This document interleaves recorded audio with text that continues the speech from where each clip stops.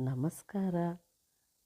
June ಶುರುವಾಯಿತು, ಶಾಲೆನೂ ಶುರುವಾಯಿತು, ಹೌದಲ್ವಾ?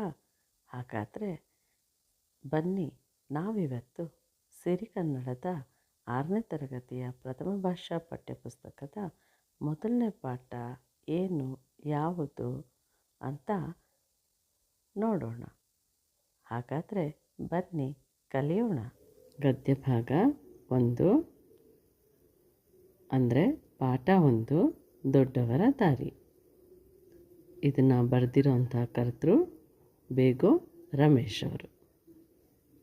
ಈ ಪಾಠದ ಉದ್ದೇಶ ಏನು ಅಂತಂದರೆ ನೋಡಿ, ಪ್ರತಿಯೊಬ್ಬರ ಜೀವನದಲ್ಲಿಯೂ ಹಲವಾರು ಮರೆಯಲಾಗದ ಘಟನೆಗಳು ನಡೆಯುತ್ತವೆ.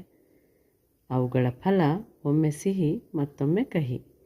ಕೆಲವು ಘಟನೆಗಳು ಇತರರಿಗೆ ಎಷ್ಟೋ ಅನುಭವ, ಜೀವನ ಪಾಠಗಳನ್ನು ಕಲಿಸುತ್ತಿದೆ.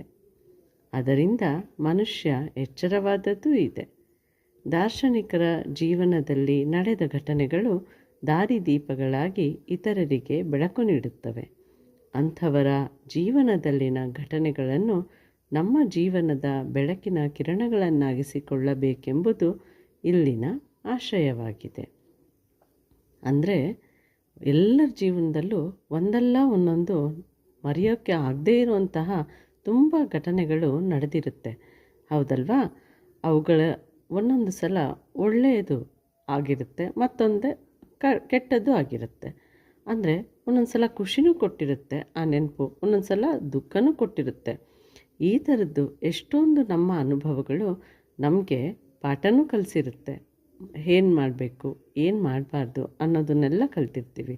ಹಾಗೆ ಅದರಿಂದ ನಾವು ಅರಿವನ್ನು ಪಡ್ಕೊಂಡಿರ್ತೀವಿ. ಇದೇ ರೀತಿ ದೊಡ್ಡ ದೊಡ್ಡ ವ್ಯಕ್ತಿಗಳ ಜೀವನದಲ್ಲೂ ಕೂಡ ಸುಮಾರು ಘಟನೆಗಳು ನಡೆದಿರುತ್ತೆ.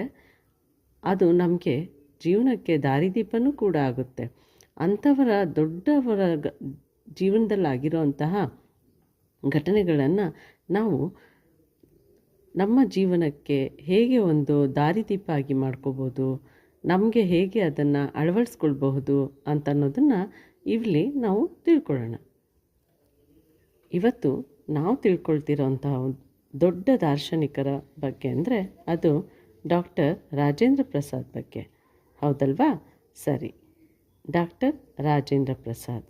ಡಾಕ್ಟರ್ ರಾಜೇಂದ್ರ ಪ್ರಸಾದರು ಭಾರತದ ಪ್ರಥಮ ರಾಷ್ಟ್ರಪತಿಗಳು. ಅತ್ಯಂತ ಉನ್ನತ ಸ್ಥಾನಕ್ಕೇರಿದರೂ ಸರಳ ಜೀವನ ನಡೆಸಿದವರು. ಜನಕ ಮಹಾರಾಜನಂತೆ ಅವರದ್ದು ಋಷಿ ಸದೃಶ ಜೀವನ. ಅವರು ಕೋಪವನ್ನು ಹತ್ತಿಕ್ಕಬಲ್ಲವರಾಗಿದ್ದರು.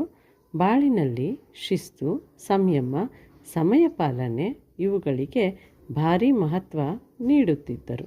ತಾವು ಜನರ ಸೇವಕ ಎಂದು ಹೇಳಿಕೊಳ್ಳುತ್ತಿದ್ದರು. ರಾಜೇಂದ್ರ ಪ್ರಸಾದ್ ಅವರು ನಮಗೆಲ್ಲ ಗೊತ್ತಿರೋ ಹಾಗೆ ನಮ್ಮ ಸ್ವತಂತ್ರ ಭಾರತದ ಪ್ರಥಮ ರಾಷ್ಟ್ರಪತಿಗಳಾಗಿದ್ದರು. ಅವರು ಉನ್ನತ ಸ್ಥಾನಕ್ಕೇರಿದ್ರು. ಅಂದರೆ ಅವರು ರಾಷ್ಟ್ರಪತಿಗಳಾಗಿದ್ದರೂ ಕೂಡ ತುಂಬ ಸರಳವಾಗಿರುವಂಥ ಜೀವನನ ನಡೆಸಿದರು. ಜನಕ ಮಹಾರಾಜನಂತೆ ಅವ್ರದ್ದು ಋಷಿ ಸದೃಶ ಜೀವನ. ಅಂದರೆ ಋಷಿಗಳಿಗೆ ಸಮಾನವಾದಂತಹ ಜೀವನ. ಋಷಿಗಳು ಹೇಗೆ ತುಂಬ ಸರಳವಾಗಿ ಬದುಕ್ತಾರೆ, ಹೌದಲ್ವಾ? ಹಾಗೆ ಅವ್ರದ್ದು ತುಂಬ ಋಷಿಗೆ ಸಮಾನವಾದಂತಹ ಜೀವನ. ಯಾವ ರೀತಿ ಅಂತಂದರೆ ಅವರು ಕೋಪನ ತಡ್ಕೊಳ್ತಾಯಿದ್ರು. ಅವರ ಜೀವನದಲ್ಲಿ ಶಿಸ್ತು, ಸಂಯಮ ಅಂದರೆ ತಾಳ್ಮೆ, ಸಮಯ ಪಾಲನೆ, ಸಮಯಕ್ಕೆ ಸರಿಯಾಗಿ ಕೆಲಸಗಳನ್ನು ಮುಗಿಸ್ಕೊಳ್ಳೋದು, ಇದಕ್ಕೆಲ್ಲ ತುಂಬ ಅವರು ಮಹತ್ವವನ್ನು ಅಂದರೆ ಇಂಪಾರ್ಟೆನ್ಸ್ನ ಕೊಡ್ತಾಯಿದ್ರು. ತಾವು ಜನರ ಸೇವಕ ಅಂತ ಹೇಳ್ಕೊಳ್ತಿದ್ರು. ರಾಷ್ಟ್ರಪತಿಗಳಾದರೂ ಕೂಡ ನಾವು ಸಾಮಾನ್ಯ ಜನರಿಗೋಸ್ಕರ ಸೇವೆ ಸಲ್ಲಿಸೋಕೆ ಇರುವಂತಹ ಸೇವಕ ಅಂತ ಹೇಳ್ಕೊಳ್ತಾ ಇದ್ರು.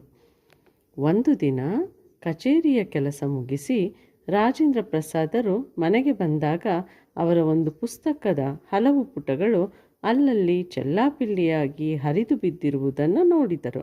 ಇದೆಲ್ಲ ಮಕ್ಕಳ ಕೆಲಸ ಎಂಬುದು ಅವರಿಗೆ ಹೊಳೆಯಲು ಹೆಚ್ಚು ವೇಳೆ ಬೇಕಾಗಲಿಲ್ಲ.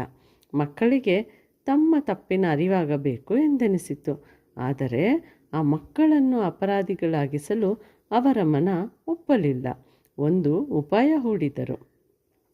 ಒಂದಿನ ಅವರು ತಮ್ಮ ಕೆಲಸದಿಂದ ಬಂದಮೇಲೆ ನೋಡ್ತಾರೆ, ಮನೆಯಲ್ಲಿ ಅವ್ರದ್ದೊಂದು ಪುಸ್ತಕದ ಪುಟಗಳೆಲ್ಲ ಚಲ್ಲಾಪಿಲ್ಲಿಯಾಗಿ ಹರಿದು ಬಿದ್ದುಬಿಟ್ಟಿದೆ.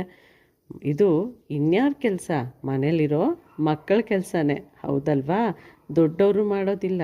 ಮಕ್ಕಳು ಅಪ್ಪಿ ತಪ್ಪಿ ಮಾಡಿರ್ಬೋದು, ಆದರೆ ಮಕ್ಕಳಿಗೆ ಆಟ ಅಂತ ಆಗಿದ್ರೂ ಕೂಡ ಅದು ತಪ್ಪು, ಹೌದಲ್ವಾ? ಹಾಗಾಗಿ ಆ ಮಕ್ಕಳಿಗೆ ಅಪರಾಧಿ ಅಂತ ಮಾಡಿ ಶಿಕ್ಷೆ ಮಾಡೋದಕ್ಕೆ ಅವ್ರಿಗೆ ಮನಸ್ಸಿಲ್ಲ. ಆದರೆ ಮಕ್ಕಳಿಗೆ ಅದು ತಪ್ಪು ಅಂತ ತಿಳಿಸ್ಕೊಡ್ಬೇಕಲ್ವಾ? ಹಾಗಾಗಿ ಅವರು ಒಂದು ಉಪಾಯನ ಮಾಡ್ತಾರೆ. ಏನದು ಉಪಾಯ? ಪ್ರಸಾದರು ಮುಖ ಕೈಕಾಲು ತೊಳೆದು ಬಂದರು. ನಿಧಾನವಾಗಿ ಕೋಣೆಯಲ್ಲಿ ಹರಿದು ಬಿದ್ದಿದ್ದ ಪುಸ್ತಕದ ಪುಟಗಳನ್ನು ಒಂದೊಂದಾಗಿ ಎತ್ತಿ ಮೇಜಿನ ಮೇಲಿಟ್ಟರು. ಬಳಿಕ ಮಕ್ಕಳನ್ನೆಲ್ಲ ಬಳಿಗೆ ಕರೆದರು. ಮಕ್ಕಳು ಓಡೋಡಿ ಬಂದರು. ರಾಜೇಂದ್ರ ಪ್ರಸಾದರು, ಮಕ್ಕಳೇ ನೋಡಿ, ಇಲ್ಲಿ ಎಷ್ಟೊಂದು ಕಾಗದಗಳು ಹರಿದು ಹೋಗಿವೆ. ಇವೆಲ್ಲ ಪುಸ್ತಕದ ಪುಟಗಳು. ನಿಮ್ಮಲ್ಲಿ ಯಾರು ಯಾರು ಎಷ್ಟೆಷ್ಟು ಪುಟಗಳನ್ನು ಹರಿದಿದ್ದೀರೋ ಅವರಿಗೆ ಆ ಪುಟಗಳ ಸಂಖ್ಯೆಗಳನುವಾಗಿ ಕಾಸು ಕೊಡುತ್ತೇನೆ, ಆಗಬಹುದೇ ಎಂದರು. ರಾಜೇಂದ್ರ ಪ್ರಸಾದ್ ಅವ್ರು ಏನು ಮಾಡ್ತಾರೆ, ಕಚೇರಿಯಿಂದ ಬಂದಿದ್ರಲ್ವಾ, ಪುಸ್ತಕದಲ್ಲಿರೋದೆಲ್ಲ ಹರಿದೋಗಿತ್ತಲ್ಲ ಪುಟಗಳು, ಅದನ್ನೆಲ್ಲ ಎತ್ತಿಟ್ಟು ಹೋಗಿ ಕೈಕಾಲು ತೊಳ್ಕೊಂಡು ಬರ್ತಾರೆ. ನಿಧಾನವಾಗಿ ಒಂದೊಂದೇ ಪುಟಗಳನ್ನು ಎತ್ತಿ ಮೇಜಿನ ಮೇಲೆ ಇಡ್ತಾರೆ. ಬಳಿಕ ಮನೇಲಿರೋ ಮಕ್ಕಳನ್ನೆಲ್ಲ ಕರೀತಾರೆ. ಮಕ್ಕಳು ಓಡೋಡಿ ಬರ್ತಾರೆ. ರಾಜೇಂದ್ರ ಪ್ರಸಾದ್ ಹೇಳ್ತಾರೆ, ಮಕ್ಕಳೇ ನೋಡಿ, ಇಲ್ಲಿ ಎಷ್ಟೊಂದು ಕಾಗದ ಹರಿದೋಗಿದೆ ಅಲ್ಲ, ಸೊ ಇದೆಲ್ಲ ಪುಸ್ತಕದ ಪುಟಗಳು, ಹೌದಲ್ವಾ? ಪುಸ್ತಕದಲ್ಲಿರೋಂಥ ಕಾಗದಗಳು. ನಿಮ್ಮಲ್ಲಿ ಯಾರ್ಯಾರು ಎಷ್ಟೆಷ್ಟು ಪುಟಗಳನ್ನು ಹರಿದಿದ್ದೀರೋ ಅವ್ರಿಗೆ ಅಷ್ಟು ಪುಟಗಳಿಗೆ, ಅಂದರೆ ಒಂದು ಹರಿದಿದ್ರೆ ಒಂದು, ಎರಡು ಹರಿದಿದ್ರೆ ಎರಡು, ಈ ಥರ ಅವ್ರಿಗೆ ಎಷ್ಟು ಹರಿದಿದ್ದಾರೋ ಅಷ್ಟು ಪುಟಕ್ಕೆ ಅನುಗುಣವಾಗಿ ನಾನು ಕಾಸು ಕೊಡ್ತೀನಿ ಅಂತ ಹೇಳ್ತಾರೆ. ಮಕ್ಕಳು ಒಬ್ಬರ ಮುಖ ಒಬ್ಬರು ನೋಡಿಕೊಂಡರು. ಒಬ್ಬೊಬ್ಬರು ಕಾಸು ಸಿಗುವುದಲ್ಲ ಎಂಬ ಸಂತೋಷದಿಂದ ತಾವು ಹರಿದ ಪುಟಗಳ ಸಂಖ್ಯೆಯನ್ನು ತಿಳಿಸಿದರು. ಪ್ರಸಾದರು ಅವರಿಗೆಲ್ಲ ಅಷ್ಟಷ್ಟು ಕಾಸು ಕೊಟ್ಟರು. ಹುಡುಗರಿಗೆ ಖುಷಿಯೋ ಖುಷಿ. ಆಗ ಪ್ರಸಾದರು, ನೋಡಿ ಮಕ್ಕಳೇ, ಪುಸ್ತಕಗಳು ಜ್ಞಾನ ಭಂಡಾರ, ನಮ್ಮ ತಿಳುವಳಿಕೆಯನ್ನು ಹೆಚ್ಚಿಸುವ ಆಕರಗಳು. ಪುಸ್ತಕದ ಪುಟಗಳನ್ನು ಹರಿದು ಹಾಕುವುದು ಒಳ್ಳೆಯ ಅಭ್ಯಾಸವಲ್ಲ, ತಿಳಿಯುತ್ತೆ ಎಂದು ಮಕ್ಕಳಿಗೆ ತಿಳಿಯುವಂತೆ ಹೇಳಿದರು.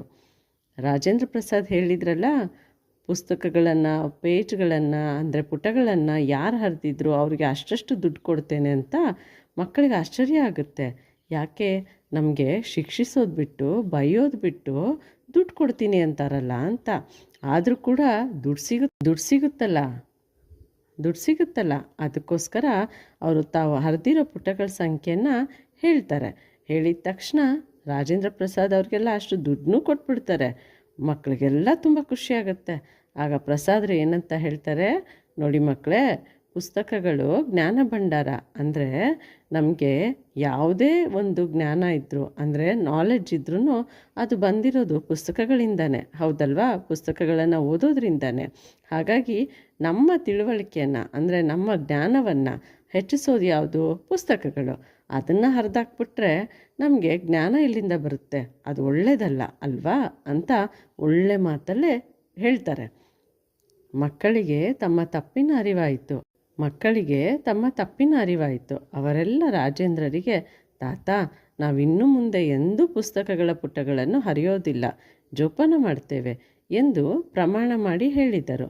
ಪ್ರಸಾದರಿಗೆ ಸಮಾಧಾನವಾಯಿತು. ಮಕ್ಕಳಲ್ಲಿ ಅಪರಾಧಿ ಮನೋಭಾವ ಮೂಡಲಿಲ್ಲ. ದೊಡ್ಡ ವ್ಯಕ್ತಿಗಳೇ ಹಾಗೆ. ಕೋಪ, ಅಸಹನೆ, ತಾಳ್ಮೆಗೆಡುವುದು ಇವೆಲ್ಲ ಅವರಿಂದ ದೂರ. ಪ್ರಗತಿಯ ಗುಟ್ಟೆ ಅದು. ಮಕ್ಕಳಿಗೇನಾಗುತ್ತೆ, ಅವ್ರು ಮಾಡಿದ್ದು ತಪ್ಪು ಅಂತ ಗೊತ್ತಾಗುತ್ತೆ. ಆ ಮಕ್ಕಳೆಲ್ಲ ಸೇರಿ ರಾಜೇಂದ್ರ ಪ್ರಸಾದ್ಗೆ ಹೇಳ್ತಾರೆ, ತಾತ, ಇನ್ಮೇಲೆ ನಾವು ಯಾವತ್ತೂ ಪುಸ್ತಕಗಳನ್ನು ಹರಿಯೋದಿಲ್ಲ, ಅದನ್ನು ತುಂಬ ಹುಷಾರಾಗಿ ನೋಡ್ಕೋತೀವಿ ಅಂತ ಪ್ರಮಾಣ ಮಾಡ್ತಾರೆ, ಅಂದರೆ ಪ್ರಾಮಿಸ್ ಮಾಡ್ತಾರೆ. ಪ್ರಸಾದ್ರಿಗೆ ಸಮಾಧಾನ ಆಗುತ್ತೆ. ಮಕ್ಕಳಲ್ಲಿ ಅಪರಾಧಿ ಮನೋಭಾವನೂ ಬರಲಿಲ್ಲ ಅಲ್ವಾ? ಆದರೆ ತಾವು ಮಾಡಿದ್ದು ತಪ್ಪು ಅಂತ ಗೊತ್ತಾಯಿತು, ತಪ್ಪಿಂದ ಪಾಠನೂ ಕಲಿತರು. ಇದರ ಅರ್ಥ, ದೊಡ್ಡ ವ್ಯಕ್ತಿಗಳು ಹಾಗೆ. ನಾವೀಗ ಸಾಮಾನ್ಯ ಜನರಾದರೆ ಪುಸ್ತಕ ಹರಿದಿರೋದು ನೋಡಿ ಕೂಗಾಡ್ತಾ ಇದ್ವಿ, ಬೈತಾ ಇದ್ವಿ, ಹೊಡಿತಾ ಇದ್ವಿ ಮಕ್ಕಳಿಗೆ, ಹೌದಲ್ವಾ? ಆದರೆ ದೊಡ್ಡ ವ್ಯಕ್ತಿಗಳು ಏನು ಮಾಡ್ತಾರೆ, ಅವ್ರಿಗಿರೋ ಕೋಪ, ಅಸಹನೆ ಎಲ್ಲವನ್ನ ಬದಿಗಿಟ್ಟು ತಾಳ್ಮೆಯಿಂದ ಅವರು ಒಂದು ಪಾಠವನ್ನು ನಮಗೆ ತಿಳಿಸ್ತಾರೆ. ಅವರ ಒಂದು ಜೀವನದ ಪ್ರಗತಿ, ಅಂದರೆ ಅಭಿವೃದ್ಧಿ, ಅದ್ರ ಗುಟ್ಟೆ ಇದು. ಯಾವುದು? ತಾಳ್ಮೆಗಿಡದೆ ಇರುವಂಥದ್ದು. ಸಂಯಮ ಪಾಲನೆ ಮಾಡುವಂಥದ್ದು, ಸಮಯ ಪಾಲನೆ ಮಾಡುವಂಥದ್ದು, ಸಂಯಮವಾಗಿರೋದು, ಹೌದಲ್ವಾ? ಇದು ಹಾಗಾಗಿ ರಾಜೇಂದ್ರ ಪ್ರಸಾದರು ಮಕ್ಕಳಿಗೆ ಹೇಳಿಕೊಟ್ಟಂತಹ ಒಂದು ದೊಡ್ಡ ಪಾಠ. ನಿಮಗೆ ಈ ಒಂದು ಚಿಕ್ಕ ಪಾಠದ ಒಂದು ಕಲಿಕೆಯಿಂದ ನಿಜವಾಗ್ಲೂ ಉಪಯೋಗ ಆಗಿದೆ ಅಂತಂದರೆ ಖಂಡಿತ ತಿಳಿಸಿ, ಮುಂದುವರಿಸೋಣ. ನಮಸ್ಕಾರ.